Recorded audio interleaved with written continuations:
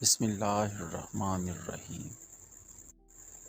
محترم ناظرین، اللہ تعالیٰ نے ہر ذی روح کی روح قبض کرنے کے لیے وقت اور جگہ مقرر کی ہوئی ہے۔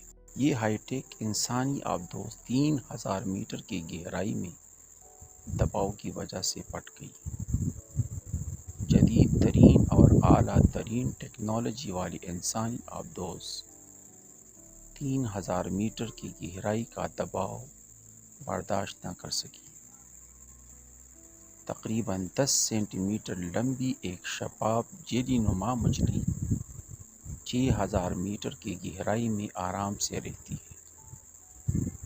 پھر ارتقاء والے دعویٰ کرتے ہیں کہ بے ترتیبی کے ساتھ محض اتفاقیہ طور پر یہ زندگی پیدا ہوئی۔